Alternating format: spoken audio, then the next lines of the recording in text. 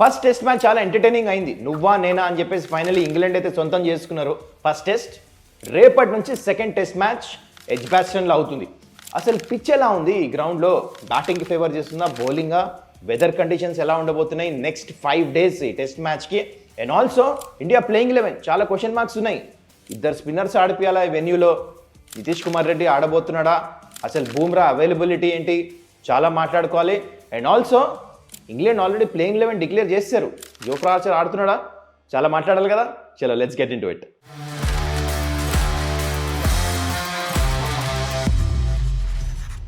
నమస్కారం, welcome to Suman's dugout. రేపటి నుంచి ఎడ్జ్బాస్టన్లో సెకండ్ టెస్ట్ మ్యాచ్ స్టార్ట్ అవుతుంది. దాని గురించి డిస్కస్ చేద్దాం. దానికంటే ముందు మీ అందరికీ జెంటిల్ రిమైండర్, ఇప్పుడు దాకే ఛానల్ ఇంకా సబ్స్క్రైబ్ చేసుకోకపోతే this is the right time to do it.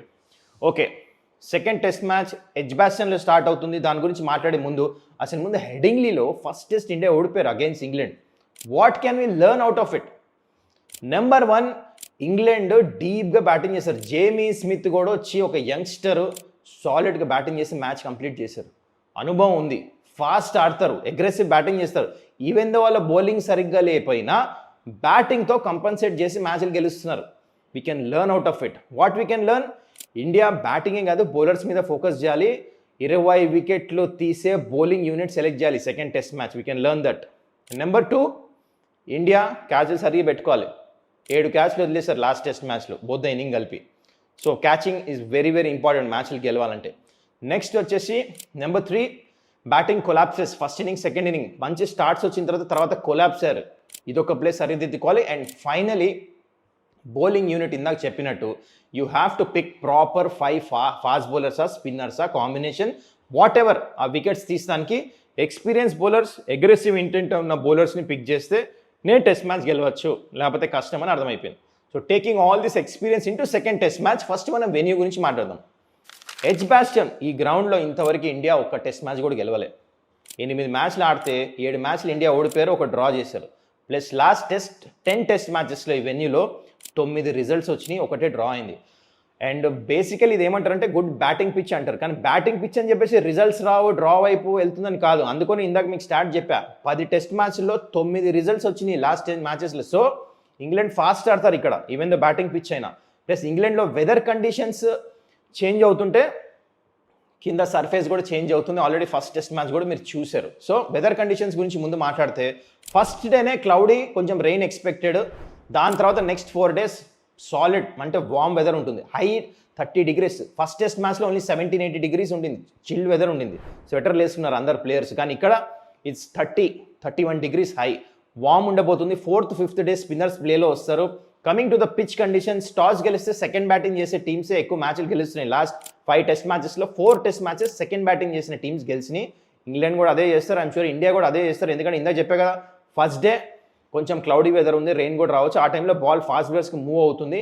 So అందుకనే win the toss, field first. So second batting చేసే టీమ్స్ ఎక్కువ మ్యాచెస్ గెలుస్తారు. And that's about the venue. అన్నీ కవర్ అయిపోయి మనకి. అండ్ ఇంకొంచెం ఇన్ డీటెయిల్ చెప్పాలంటే, ఫాస్ట్ బౌలర్స్ 75% వికెట్స్ తీస్తారు, 25% ఏమో స్పిన్నర్స్ తీస్తారు. అట్లని చెప్పి స్పిన్నర్స్ ప్లేలో రారని కాదు, ఇద్దరు స్పిన్నర్స్ కూడా ఆడవచ్చు. ఎందుకంటే Day 4, Day 5 వామ్ కండిషన్స్ ఉన్నాయి. ఇందాక చెప్పే 30-31 degrees కాబట్టి తర్వాత సర్ఫేస్ టర్న్ అవ్వచ్చు. ఫస్ట్ టెస్ట్ మ్యాచ్ కూడా చూసాం, రఫ్లోంచి ఎట్లా టర్న్ అయింది. అందుకని ఇండియా ఆర్ ఇంగ్లాండ్ అయితే ఒకటే స్పిన్నర్ తెలుస్తుంది, కానీ India might look to play 2 spinners. దాని గురించి మాట్లాడదాం ఎనీవేస్ ముందు వీడియోలో. అయితే ఫస్ట్ ప్లేయింగ్ కండిషన్స్, దాని తర్వాత ఎడ్జ్బాస్టన్ హిస్టరీ, దాని తర్వాత పిచ్ ఎలా ఆడబోతుందో అంతా తెలిసిపోయింది మనకి. ఇంతకుముందు ఈ గ్రౌండ్లో నేథన్ లయన్ ఇంకా అశ్విన్ కూడా ఆ 5 wicket hauls తీసేస్తున్నారు. సో స్పిన్నర్స్కి ఉంది స్కోప్ వికెట్స్ తీస్తానికి. So that's about the venue. Now coming to the main area, playing 11. England already playing 11 announce చేసేసారు. వాళ్ళ స్క్వాడ్ మీరు స్క్రీన్ మీద చూస్తున్నారు. ఫస్ట్ టెస్ట్లో అయితే ఆడారో సేమ్ ప్లేయింగ్ 11 ఇక్కడ కూడా ఆడుతున్నారు. జోఫ్రా ఆర్చర్ స్క్వాడ్లో తీసుకున్నారు. అందరూ అనుకున్నారు జోఫ్రా ఆర్చర్ ఆడతాడు అనుకుని, ఆడిపోయట్లేదు. ఎందుకంటే చాలా రోజుల ఇంజురీ తర్వాత వస్తున్నాడు తను. కౌంటీ క్రికెట్ ఆడాడు, ఓవర్స్ వేసాడు, ఒక వికెట్ కూడా తీసుకున్నాడు. కానీ but still they are not rushing him, they are maybe preserving him for the next test match. లార్డ్స్లో అయితే ఇంపార్టెంట్ 3rd టెస్ట్ ఆడతారు కదా, మేబీ ఆ టెస్ట్ మ్యాచ్ తను ఆడచ్చు. ఇప్పుడే మాత్రం తను ప్లేయింగ్ 11లో ఆడట్లేదు. So England is going with the same playing 11 అయితే ఫస్ట్ టెస్ట్ ఆడారో అది కన్ఫర్మ్. ఇప్పుడు ఇండియా ప్లేయింగ్ 11 మీద కోసం ఇక్కడ చాలా క్వశ్చన్ మార్క్స్ ఉన్నాయి. ఫస్ట్ మనం ప్లేయింగ్ 11 మీరు ఏదైతే స్క్రీన్ మీద చూస్తున్నా, ఇది లాస్ట్ టెస్ట్ మ్యాచ్ ఆడిన ప్లేయింగ్ 11. దీంట్లోంచి మనం ఫస్ట్ డిస్కస్ చేస్తే అసలు బూమ్రా ఆడుతున్నాడా లేదా. బూమ్రా ఆడుతున్నాడు లేదా బూమ్రాకే తెలవాలి నెంబర్ 1 ఏంటంటే Bumrah should decide whether he wants to play or no. అది ఫస్ట్ టీమ్ మేనేజ్మెంట్ డాక్టర్ వచ్చి హౌ ఆర్ యూ ఫీలింగ్ అని అడుగుతాడు కదా. సో మేనేజ్మెంట్ అయితే నిన్నైతే ప్రెస్ రిపోర్ట్ పోస్ట్ మ్యాచ్లో మాట్లాడారో దాంట్లో ఏం చెప్పారంటే Bumrah is fit for selection, అంటే ఈజ్ అవైలబుల్ ఫర్ సెలెక్షన్ అయితే చెప్పేశారు. నెట్స్లో బౌలింగ్ వేసాడు, బ్యాటింగ్ కూడా చేశాడు తను మధ్యలో ప్రాక్టీస్ సెషన్స్. అయితే నన్ను అడిగితే బూమ్రా ఆడితే మంచిది, ఎందుకంటే ఫస్ట్ టెస్ట్ మ్యాచ్ ఓడిపోయాం, సెకండ్ టెస్ట్ మ్యాచ్ కూడా బూమ్రా లేకుండా ఓడిపోతే దాని తర్వాత బూమ్రా ఆడేం ఫైదా, సిరీసే మనం గెలవం, ఇంకా కష్టం అయిపోతుంది కదా అన్ని మ్యాచ్లు, ఇంకా మిగతా 3 మ్యాచ్ల్లో. అప్పుడు మిగతా 3 మ్యాచ్లు గెలవాల్సి ఇట్స్ క్వైట్ డిఫికల్ట్. అందుకని ఈ సెకండ్ టెస్ట్ మ్యాచ్ ఇంకా ఫస్ట్ టెస్ట్ మ్యాచ్ కంటే ముందు కూడా మీకు 7 రోజులు గ్యాప్ ఉండింది, సో రికవర్ అవుతానికి టైం ఉండింది. And I think it's better Bumrah play. Captain అడిగినా కోచ్ని అడిగినా they want Bumrah to play, there is no doubt. కానీ బూమ్రా ఎట్లా ఫీల్ అవుతున్నాడో మనకు తెలియదు. ఎనీవేస్ బూమ్రా ఒకవేళ మ్యాచ్ ఆడపోతే ప్లేయింగ్ 11 ఎలా ఉంటుందో మనం చూద్దాం. ఎందుకంటే ఇప్పుడు దాకా న్యూస్ ఏమొస్తుందంటే బూమ్రా మైట్ టేక్ రెస్ట్ ఈ test match, Lord's next match important, లార్డ్స్లో ఆడొచ్చు అని చెప్పి ఇన్ఫర్మేషన్ వస్తుంది. So let's take into account Bumrah ఆడపోతే. అండ్ ఆల్సో ఇప్పుడు మనం ప్లేయింగ్ 11 మనం మాట్లాడుతుంది only based on my thinking, my experience. నేను ఇండియన్ టీం ఏం చేస్తుందో ప్లేయింగ్ 11 ప్రెడిక్ట్ చేస్తే మనకు చాలా కష్టం, ఎందుకంటే అందరు గంభీర్ లాట్ ఆఫ్ చేంజెస్ చాలా డిఫరెంట్గా ఆలోచిస్తాడు. సో లెట్స్ డిస్కస్ మనమేం చేయొచ్చు.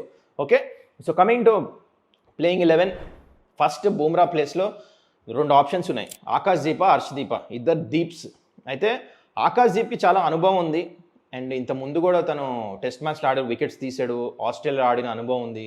డొమెస్టిక్ క్రికెట్ కూడా హర్షదీప్ కంటే చాలా ఎక్కువ మ్యాచెస్ ఆడేస్తున్నాడు. తిని కూడా బాల్ పైకి వేస్తాడు, స్వింగ్ చేస్తాడు, డీసెంట్ పేస్ వేస్తాడు, బ్యాటింగ్ కూడా మంచి లాంగ్ హ్యాండిల్ యూజ్ చేసి 6లో కొడతాం కూడా మనం చూసాం మనం. అయితే సీనియారిటీ ప్రకారం చూస్తే ఆకాశ్దీప్ ఆడాలి, కానీ out of the box left arm fast bowler Arshdeep makes things happen. Flat pitch మీద బౌన్సర్లు వేస్తాడు, బాల్ స్వింగ్ చేస్తాడు బోత్ ద వేస్.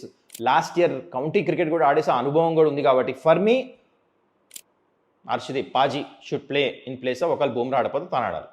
ఓకే, ఇది ఇండియన్ టీం ఏమో ఆకాశ్దీప్ వైపు వెళ్ళొచ్చు, న్యూస్ అట్లా వస్తుంది. Anyways we don't want to know what Indian team ఏం చేస్తున్నారు, లెట్స్ డిస్కస్ మనం ఏం చేయొచ్చు. So Harshdeep in place of definitely అక్కడ బూమ్రా.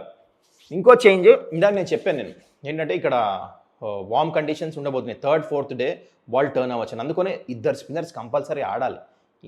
ఇంగ్లాండ్ బ్యాటర్స్ వికెట్స్ తీయాలంటే వాళ్ళు రిస్పిన్ అంత మంచిగా ఆడరు, అగ్రెసివ్ ఆడటానికి వెళ్ళి బాల్ కొంచెం టర్న్ అయితే అవుట్ అయ్యే ఛాన్స్ ఉంటుంది. అందుకనే I want to put Kuldeep Yadav in place of Shardul Thakur. కానీ ఎక్కువ ఓవర్స్ వేయలేదు, బట్ నో పాయింటింగ్ ప్లేయింగ్ ఈ పిచ్ మీద ఈ కండిషన్స్ చూస్తే ఐ థింక్ తన ప్లేస్లో డెఫినెట్లీ శార్దుల్ ఠాకూర్ ప్లేస్లో కుల్దీప్ యాదవ్ రావాలి. ఇంకో ఆప్షన్ ఉంది ఆఫ్ స్పిన్నర్ తిని కూడా వాషింగ్టన్ సుందర్, కాకపోతే ఐ డోంట్ థింక్ సో నా playing 11 definitely I want go with the genuine spinner.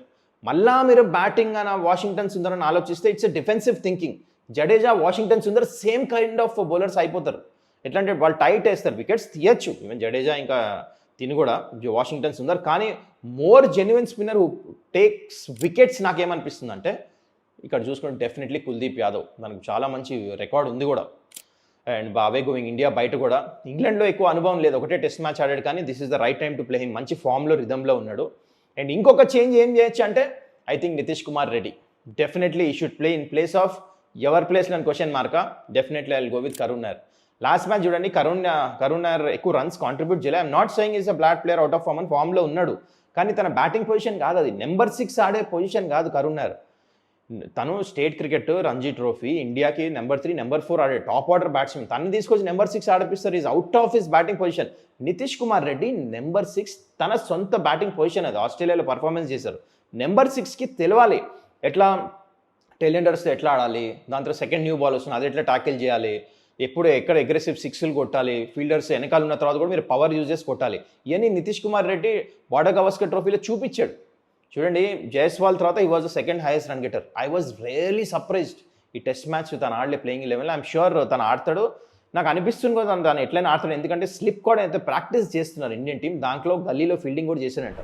I think Yashasvi Jaiswal ఈ మ్యాచ్ టెస్ట్ మ్యాచ్లో ఇన్ని క్యాచ్లు వదిలేసిన తర్వాత ఫస్ట్ టెస్ట్లో ఐ థింక్ తన్ని ఈ టెస్ట్ మ్యాచ్ స్లిప్ కార్డన్లో ఆ గల్లీ ఫీల్డింగ్ పొజిషన్స్లో మీరు చూడరు. I think Nitish Kumar Reddy is going to take that position. మరి ఎవరి ప్లేస్లో ఆడతారంటే I would want definitely him to play in place of Karun Nair. నా ప్లేయింగ్ 11లో ఈ 3 చేంజ్లే చేస్తా, ఇంకా దీనికంటే ఎక్కువ చేంజెస్ చేస్తే మనం పైన కింద అయిపోతారు టీం. సో కాన్ఫిడెన్స్ ఇదే యాక్చువల్లీ 3 చేంజ్లే ఎక్కువ. సో అకార్డింగ్ టు మీ ఈ 3 చేంజ్లు సో బ్యాటింగ్లో చూడండి డెప్త్ యాడ్ అయింది. డెప్త్ అంతే నితీష్ కుమార్ రెడ్డి ఇన్ఫార్మ్ ప్లేయర్, తను ఆడిపిస్తే తనకు తెలిసి ఎట్లా ఆడాలో. కుల్దీప్ యాదవ్ వికెట్స్ తీస్తాడు, ప్లస్ ఆల్రెడీ హర్షదీప్ సింగ్ తను కూడా వస్తే వాల్యూ యాడ్ చేస్తాడని నాకు అనిపిస్తుంది. మరి మీరేమంటారు చెప్పండి, కింద కమెంట్ చేయండి. మీ ప్లేయింగ్ 11లో ఎవరు ఉండాలి, ఎవరు ఉండకూడదు? Do you agree with me, do you don't agree with me, లేకపోతే ఇంకేమైనా చేంజెస్ చేస్తారా? What's a different plan? So that's about playing 11. And ఇప్పుడు స్ట్రాటజీస్ పరంగా వస్తే India has to be aggressive. చూడండి, బ్యాట్తో కాదు, I'm talking bowling. Defensive field sets ఎక్కువ చేసేసి ప్రెజర్లో పెట్టకపోతే రన్స్ ఎటు కొడతారు. చూడండి లాస్ట్ టెస్ట్ మ్యాచ్ 350 రన్స్ ఒక రోజులో కొట్టేస్తారు ఫైనల్ డేలో. సో మీరు డిఫెన్సివ్ పెడితే మ్యాచ్లు గెలుస్తారు కదా. You have to be aggressive, catches తీసుకోవాలి మంచిగా. అండ్ ఐ థింక్ కుల్దీప్ లాంటి బౌలరు, దాని తర్వాత హర్షదీప్ లాంటి బౌలర్ని ఆడిపియాలి if Bumrah is not playing. So ఇలాంటి మంచి గేమ్ ప్లాన్స్తో వచ్చి అటాక్ చేసి ప్రెషర్లో పెడితే డెఫినెట్లీ టెస్ట్ మ్యాచ్ ఇండియా గెలిచే ఆపర్చునిటీ ఉంటుంది. Even though it's a young team, I think chance ఉంటుంది definitely. England I know very very experience, plus వాళ్ళ బ్యాటింగ్ సూపర్ ఫామ్లో ఉన్నారు, అందరూ ఎక్స్పీరియన్స్ ఉంది వాళ్ళ దగ్గర. సో అంత వాళ్ళని కొడతాం ఈజీ ఉండదు, కానీ ఇట్ ఈస్ పాసిబుల్, క్రికెట్లో ఏమైనా అవ్వచ్చు. అయితే స్ట్రాటజీ సింపుల్, ఇందాక చెప్పినట్టు bowling is the main thing, catches పట్టుకోవాలి, అప్పుడే ఇండియాకి ఛాన్స్ ఉంటుంది. అండ్ కమింగ్ టు ఈ మ్యాచ్ ఎవరు గెలుస్తారంటే it's very difficult to predict, ఎందుకంటే మన బూమ్రా ఆడుతున్నాడా లేదో తెలియదు. అందుకని let's put prediction aside. కానీ మిమ్మల్ని అడుగుతాం మేము ప్రెడిక్షన్, మీరేమంటారు చెప్పండి, ఈ మ్యాచ్ ఎవరు గెలవచ్చో? మరి ఇండియా గెలుస్తారా, కంబ్యాక్ చేస్తారా ఈ సిరీస్లో? ఫస్ట్ టెస్ట్ మ్యాచ్ ఓడిపోయిన తర్వాత, లేకపోతే ఇంగ్లాండ్ డామినేట్ చేస్తారా ఈ పిచ్లో కూడా? ఇందాక చెప్పినట్టు ఒక్క టెస్ట్ మ్యాచ్ అయితే గెలవలే ఇన్ని ఇయర్స్ నుంచి టెస్ట్ హిస్టరీలో. 8 మ్యాచ్లు ఆడారు, ఒక్క టెస్ట్ మ్యాచ్ గెలవలే. ఇక్కడ ఒక డ్రా చేశారు. కానీ మరి డ్రా చేస్తారా, టెస్ట్ మ్యాచ్ గెలుస్తారా, ఏమవుతుంది? కామెంట్ అయితే చేయండి కింద, నేను చూస్తా.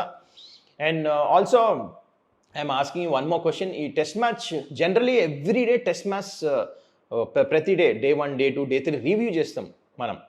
నెక్స్ట్ డే మార్నింగ్ 8 o'clock పెడతా ప్రీవియస్ డేది. మీకు మరి అది అట్లాంటి రివ్యూ కావాలా, లేకపోతే I'm trying to think something out of the box? నాకు ఏమనిపోతుంది, షార్ట్స్ లాగా వీడియో పెడతామని. Maybe 1 or 2 shorts in day, session అవ్వగానే ఎట్లా జరిగిందో ఆ షార్ట్స్లో పెడతాను. ఇన్ డీప్ అంటే గేమ్ ప్లాన్స్ ఎట్లా ఉండి, ఇండియా ఏం చేయగలదు, ఏం చేస్తున్నారు రైట్లీ, రియల్ టైమ్ ఆ షార్ట్స్ పెడితే how would you feel about it? మీరు లాంగ్ వీడియోస్ కావాలా, షార్ట్ వీడియోస్ కావాలా, వాట్ యూ వాంట్? ఎట్లా కమెంట్ చేస్తే I would, because this channel is for you guys. మీకేం ఇష్టం అదే కదా నేను చేయాల్సింది. అందుకనే లెట్ మీ నో, షార్ట్స్ పెట్టాలా, లేకపోతే డే అయిపోయిన తర్వాత మొత్తం డే మొత్తం వీడియో పెడతా, అది మీకు ఇష్టమా? వాట్ యూ వాంట్ ఫ్రమ్ మీ? కింద కమెంట్ అయితే చేయండి, I will do that. Test మ్యాచ్లో కొంచెం డిఫరెంట్గా ట్రై చేద్దాము. And that's it guys, I hope you enjoyed the video. అన్నీ మాట్లాడేసుకుందాం మనం. ఇంగ్లాండ్ ఫామ్ మంచిగా ఉంది, దాని తర్వాత వెన్యూ గురించి మాట్లాడాము, దాని తర్వాత ఇండియా ప్లేయింగ్ 11లో చేంజెస్ ఏం చేయొచ్చో మాట్లాడాము, ఇంగ్లాండ్ ప్లేయింగ్ 11 అయితే అన్చేంజ్ అన్నీ మాట్లాడాము, అండ్ వెదర్ కండిషన్స్, పిచ్ అన్నీ మాట్లాడేసాం. That's it. And anything else if I forgot, కింద కమెంట్ అయితే చేయండి, I look at it. And also ఇప్పుడు మీరు మర్చిపోయి ఉంటే ఛానల్ని సబ్స్క్రైబ్ చేస్తానికి కైండ్లీ డూ దట్. అండ్ మళ్ళీ మనం నెక్స్ట్ వీడియోలో కలుద్దాం. Till then take care, bye.